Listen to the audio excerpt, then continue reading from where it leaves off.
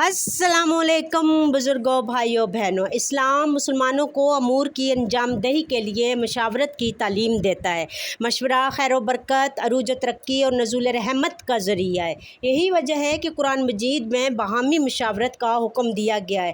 ارشاد الہی ہے اور ضروری معاملات میں ان سے مشورہ کیجیے۔ ہمیشہ کھلے دل سے بہترین مشورہ دینا چاہیے۔ مشورہ امانت ہے، لہٰذا جب کوئی مشورہ طلب کرے تو مفید مشورہ دینا چاہیے۔ غلط اور خیر خواہی کے خلاف مشورہ دینا خیانت ہے۔